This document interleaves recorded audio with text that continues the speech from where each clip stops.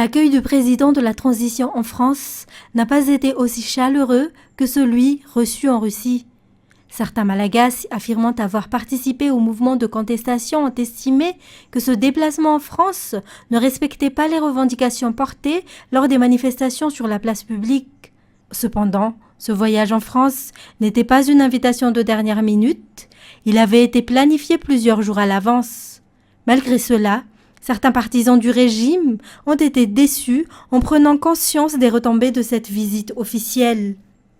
Ils ont notamment été surpris d'apprendre que Madagascar aurait accepté les exigences de la communauté internationale en s'engageant à signer une feuille de route destinée à encadrer la transition. Cette feuille de route, qui ne pourrait d'ailleurs être validée par la communauté internationale sans le respect de certaines conditions de son élaboration, serait déjà prête au sein du régime, selon les déclarations diffusées depuis hier.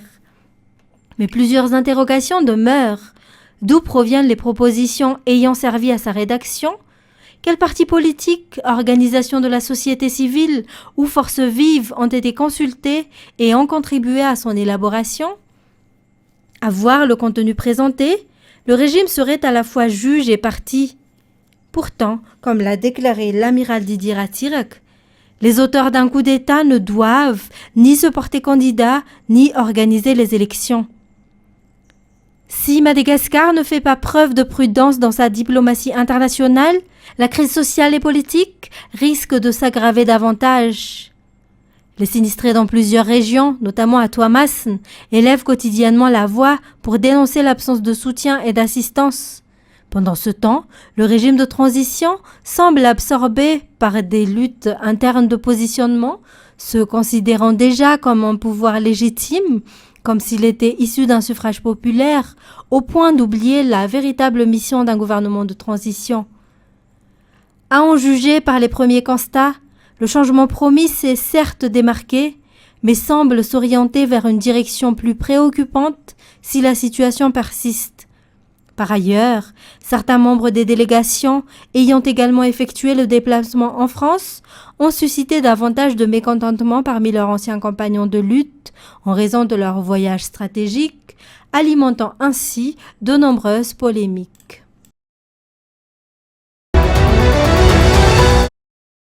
La SADC avait déjà exigé l'élaboration de la feuille de route et du calendrier de la transition avant le 28 février 2026, après un sommet extraordinaire tenu en décembre 2025. L'ancien président mozambicain Joaquim Chissano, qui avait déjà dirigé la médiation de la SADC lors de la crise en 2009 à Madagascar, accompagne de nouveau les autorités malagasy en fournissant explications et critiques sur les propositions et articles soumis afin d'éviter tout retour à la crise. Le secrétaire exécutif de la SADC, Elias Magossi, a également réaffirmé cette exigence lors de sa visite protocolaire au président de la République de transition en janvier.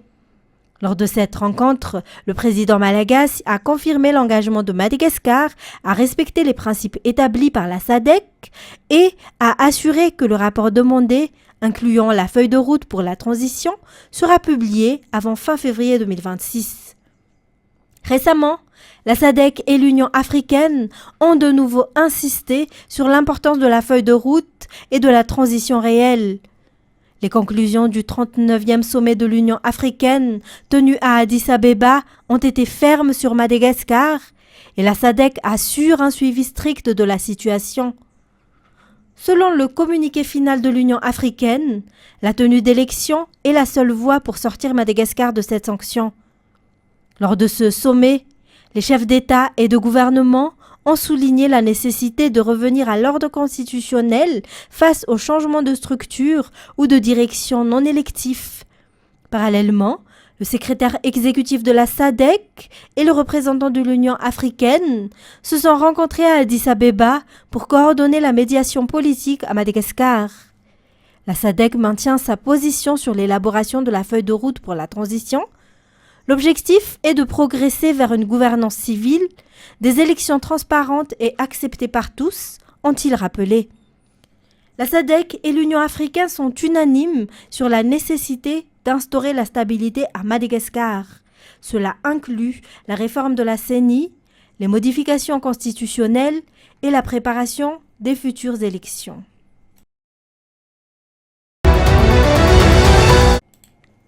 La déclaration du président de l'Assemblée nationale a surpris, alors que le débat porte sur la présence de militaires russes massifs dans le pays pendant cette période de transition. Il a affirmé que l'entrée des militaires russes était parfaitement légale et a noté que de nombreux militaires français étaient également déployés à travers l'île, mais sans qu'aucune communication officielle ne soit faite. Il reste incertain si le président de l'Assemblée nationale suit réellement les affaires de sécurité nationale. Pour ce qui est des militaires français, la coopération avec l'armée malagasy existe depuis longtemps. Ils interviennent dans de nombreux secteurs, qu'il en soit conscient ou non. Historiquement, les forces françaises ont apporté aide et formation aux forces malagasy avec des exercices annuels comme Tulip 2025 à Mahajang. Les militaires français assistent aussi les écoles militaires malagasy, interviennent dans le domaine médical et les secours d'urgence. Ils ont également collaboré avec la marine pour la protection des eaux territoriales en coordination avec la FASSOA. Cette coopération a toujours été légalement autorisée avec des accords bilatéraux clairs. Si le président de l'Assemblée nationale affirme aujourd'hui que la présence des militaires français dispersés sur l'île n'est pas claire, cela surprend, surtout que ces mêmes forces sont intervenues pour aider les sinistrés après des catastrophes naturelles. Faut-il comprendre qu'ils étaient entrés sans autorisation et ont agi clandestinement? Une réception officielle de la délégation russe et le lancement des formations ont eu lieu au sein de la base militaire d'Ivat, dirigée par le général Pikulas Demosthène. La transmission de savoir-faire vise à améliorer les méthodes de travail, notamment l'usage des techniques modernes. La formation renforcera les compétences de base en matière de sécurité et les tactiques de combat adaptées à des situations complexes, ciblant 11 catégories spécifiques de besoins des forces malagasy. Elle inclut également l'apprentissage de la gestion des équipements modernes utilisés dans le contexte actuel. Les militaires issus de différentes unités bénéficieront de cette formation dispensée par les militaires russes, adaptée à chaque région et catégorie.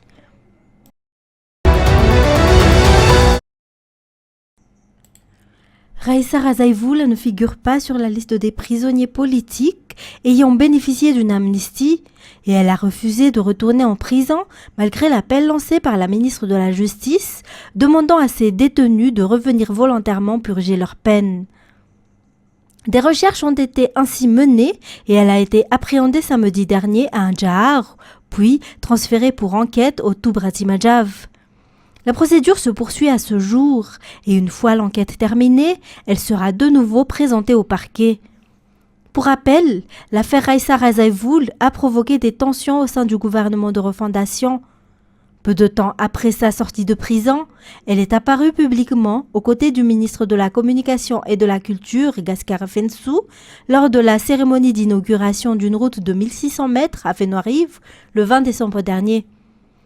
Le porte-parole du gouvernement l'avait alors défendu, appelant à cesser les attaques et diffamations à son encontre. Selon les informations, Raïssa s'apprêtait à faire des révélations concernant un proche du pouvoir. Est-ce là la raison de son arrestation après avoir été laissée en liberté durant 4 mois?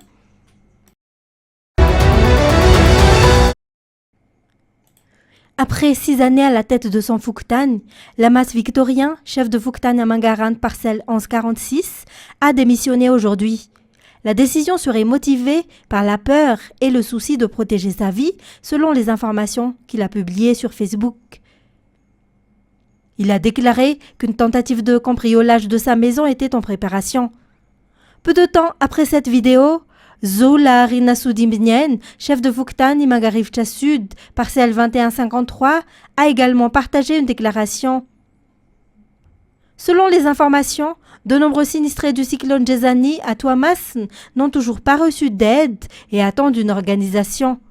Comme c'est le cas au Fouktani Anjanmadu parcelle 1143, où les habitants se déplacent pour chercher des solutions, ce qui provoque de nombreuses plaintes sur place.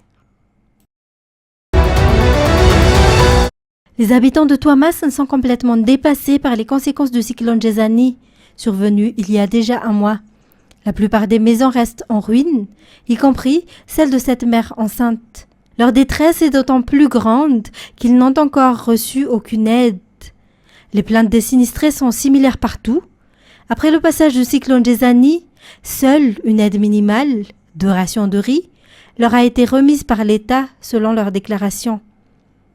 Les sinistrés de Tuamasin attendent toujours une assistance plus substantielle afin de pouvoir reconstruire leurs maisons et restaurer les infrastructures détruites par le cyclone. Ils lancent également un appel pressant aux personnes bienveillantes et aux autorités pour qu'elles viennent les soutenir face à cette situation critique. À peine 2 semaines après le passage du cyclone Gézani, alors que ces familles étaient encore en pleine reconstruction de leurs maisons détruites par le cyclone, leurs habitations ont été entièrement ravagées par le feu ce matin vers 1h30. L'origine exacte de l'incendie n'a pas encore été déterminée. 25 personnes, issues de 8 foyers, ont tout perdu. Bien que certains biens aient pu être sauvés après le cyclone, elles ont 7 fois été complètement détruites par l'incendie. Une aide urgente est nécessaire. Les victimes lancent un appel aux personnes de bonne volonté pour pouvoir reconstruire leur vie, poursuivre leurs activités économiques et assurer leur subsistance.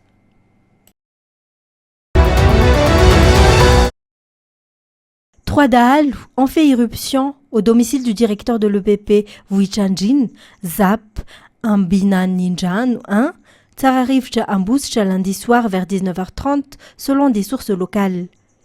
Ils l'ont immédiatement frappé à la tête et au bras à l'aide d'une hache, tout en réclamant de l'argent, d'après le récit de la famille de la victime. Les malfaiteurs sont repartis avec 117 000 arrières, un subwoofer, 3 téléphones portables et un panneau solaire. L'épouse du directeur a tenté de s'opposer à l'attaque.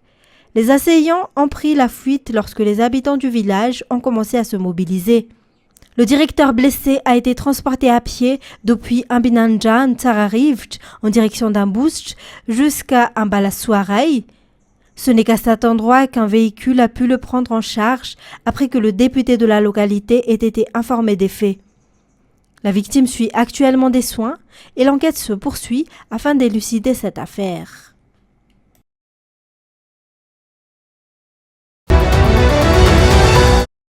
Les 3 malfaiteurs arrêtés par la police le 21 février ont été présentés au parquet à Madzang le 25 février avant d'être placés en détention provisoire pour attaque à main armée à Mbunjen. Les recherches se poursuivent pour retrouver leurs complices en fuite.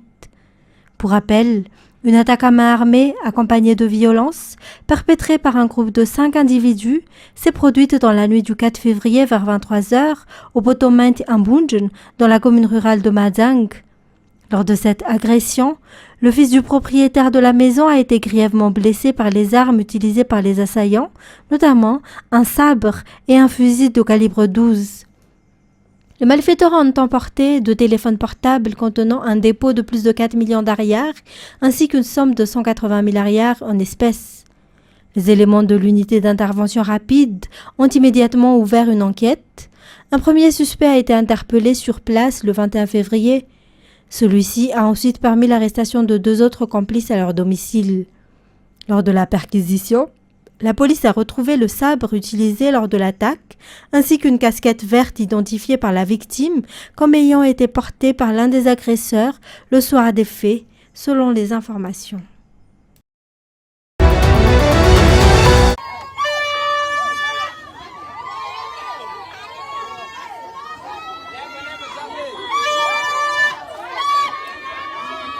Ce n'est pas du riz dont nous avons besoin, mais d'argent pour pouvoir acheter les matériaux nécessaires à la reconstruction des maisons détruites par le cyclone, ont scandé hier les habitants d'Analamboniu, parcelle 1412 Tuamasin, en descendant dans la rue. Il s'agit, selon eux, d'une revendication légitime, obtenir la même aide que celle accordée aux autres Fuktan. En effet, d'après leurs explications, les 280 000 arrières promis ne sont toujours pas arrivés entre leurs mains. Ils se sont également rendus devant le bureau du Fuktan d'Analamboniu pour demander des explications concernant le versement de cette somme. Le chef Fuktan a rappelé à la population que la répartition de cette aide ne dépend ni du Fuktan ni de la commune. Ntagalamen s'est également entretenu avec les responsables concernant cette aide de 280 000 arrières.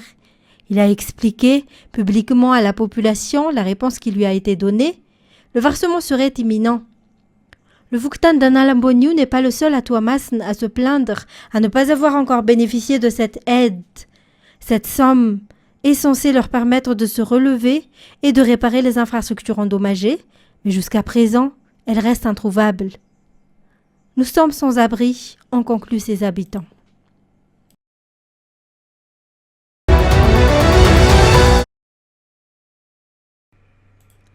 Au cours des 14 derniers mois, l'euro a avoisiné les 5 000 arrières. Il a même atteint 5 309 arrières le 6 janvier dernier. Depuis cette date jusqu'à aujourd'hui, son cours n'a cessé de baisser pour s'établir à 4 993 arrières. La baisse de la valeur des devises contribue à réduire les dépenses liées aux produits importés, notamment le carburant, les matières premières, ainsi que les produits de première nécessité. Si cette tendance se maintient, elle pourrait participer à la stabilisation, voire à la diminution de certains prix sur le marché local, selon un économiste. Du côté des consommateurs, l'impact reste encore limité pour le moment. Même si l'appréciation de l'arrière constitue une bonne nouvelle sur le plan macroéconomique, ses effets concrets dans la vie quotidienne des ménages prennent généralement du temps à se faire ressentir. La prudence reste toutefois de mise, souligne cet économiste, car le marché des devises demeure fluctuant. Une baisse des exportations ou une hausse soudaine des importations pourrait rapidement inverser la tendance actuelle. Si l'euro s'établit aujourd'hui à 4 993 arrières, le dollar quant à lui est à 4 284 arrières. Le dollar américain est actuellement la monnaie la plus utilisée dans le monde. Il est suivi par l'euro, puis le yen japonais. La 4e place revient à la livre sterling et la 5e au yuan chinois. Cependant, le dollar américain n'est pas la monnaie ayant la valeur la plus élevée actuellement. Cette position est occupée par le dinar koweïtien, dont un dinar équivaut à 3,36 dollars américains. Parmi les monnaies ayant la plus faible valeur au monde lorsqu'elles sont converties en dollars américains, la livre libanaise occupe la première place. Une livre libanaise équivaut à 0,00011 dollars américains. Madagascar figure également parmi les 10 pays affichant les taux les plus faibles. Le pays se situe à la 9e place et actuellement, un arrière équivaut à 0,0023 dollars, soit environ 4 258 arrières pour 1 dollar.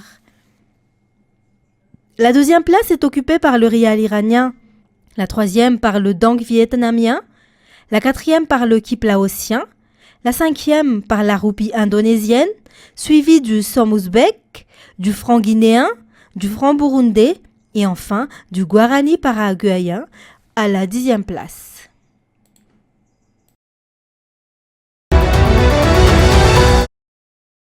Un total de 5,809 kg d'or sous forme de 19 lingots répartis dans 4 colis, d'une valeur approximative de 4 milliards d'arières, a été saisi sur une ressortissante malagasy à l'aéroport international d'Ivatu, le jeudi 19 février dernier. Les services des douanes avaient reçu des informations préalables et ont procédé à son arrestation en flagrant délit alors qu'elle tentait d'exporter l'or vers Dubaï. Présentée au parquet du pôle anticorruption mardi après-midi, elle a été immédiatement placée en détention à la prison d'Avaradjan, selon les déclarations du directeur général des douanes, Antoine Radjanzafi. D'après les explications, cette femme est également soupçonnée de blanchiment d'argent, ce qui a motivé la transmission de l'affaire au PAC. À l'aéroport de Fassen, à Nosibé, un couple de ressortissants espagnols a été intercepté grâce à la brigade canine des douanes en possession de 17 550 € et 242 000 dollars américains mercredi dernier. Ils n'avaient effectué aucune déclaration concernant le transport de cette somme. D'ailleurs, la réglementation douanière autorise un montant maximal de 1 000 € ou son équivalent par personne pour une sortie du territoire. Les fonds ont été immédiatement saisis et restent soumis aux procédures en vigueur. Les 2 ressortissants étrangers ont chacun récupéré 1 000 € et demeurent à Madagascar dans l'attente de l'issue des démarches. La douane réaffirme sa fermeté dans la lutte contre l'exportation illicite des richesses nationales, notamment l'or, considéré comme un levier essentiel du développement économique. Le directeur général appelle ainsi la population à signaler toute tentative d'exportation clandestine.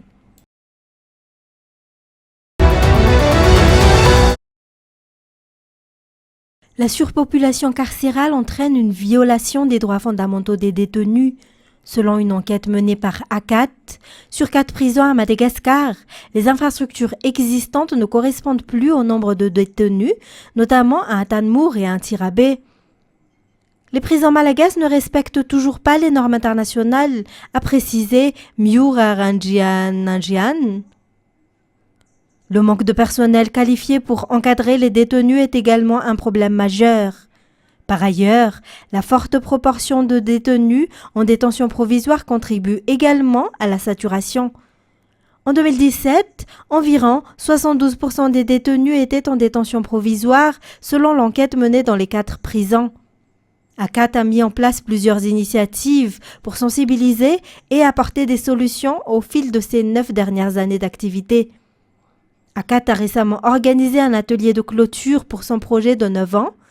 Lors de cet événement, l'organisation a élaboré de nouvelles directives visant à produire des résultats efficaces financés par l'Union européenne et l'AFD. Elle pensait partir pour un emploi. Il rêvait d'un avenir meilleur. Mais pour les 189 victimes recensées en 2025, le rêve s'est transformé en piège. Selon le Bureau national de lutte contre la traite des êtres humains, 53 dossiers ont été enregistrés cette année, impliquant 107 auteurs présumés. Derrière ces chiffres, des cas de travail domestique forcé, de travail contraint, de mariage forcé, souvent au-delà des frontières. La traite transnationale reste majoritaire. Des recruteurs promettent un salaire, un contrat, une vie stable. À l'arrivée, confiscation de passeports, salaire retenu, menaces, isolement. Sur le plan judiciaire, 100 mandats de dépôt ont été délivrés. 23 condamnations ont été prononcées au premier semestre, avec un taux de condamnation de 82% pour les affaires jugées. En parallèle, 427 acteurs ont été formés pour mieux détecter et combattre ces réseaux. Plus de 4000 personnes ont été sensibilisées à travers le pays. Des efforts qui portent leurs fruits. Madagascar améliore son classement international et passe en catégorie tiers 2 dans le rapport 2025 sur la traite des personnes. Une reconnaissance des progrès accomplis, mais pas encore une victoire, car la réalité demeure préoccupante. Pauvreté, promesses d'emploi à l'étranger, manque d'informations, autant de facteurs qui alimentent encore le réseau. Pour 2026, les autorités annoncent un renforcement de la coordination et une digitalisation accrue des données pour mieux suivre les cas. L'absence d'un cadre juridique clair protégeant les lanceurs d'alerte à Madagascar est à l'origine du silence de nombreux citoyens. Faute de protection stricte et bien définie, certains subissent des pressions et des menaces, tandis que d'autres perdent même leur emploi. Face à cette situation, le système de lutte contre la corruption à Madagascar s'engage dans l'élaboration d'une loi visant à protéger les lanceurs d'alerte. Il est indiqué que l'existence d'un tel dispositif contribuera à une gestion plus transparente et appropriée des fonds publics et privés, à garantir l'équité dans les services fournis par l'État et le secteur privé et à renforcer la confiance entre les citoyens et les institutions. Il est toutefois indispensable de définir clairement les personnes concernées par cette protection, ainsi que de garantir la confidentialité et l'anonymat. Ces différents points ont été abordés lors d'un atelier de 3 jours organisé à Indouta-Penak, réunissant le système de lutte contre la corruption à Madagascar et des experts des Nations Unies. L'atelier a bénéficié du soutien de la Norvège.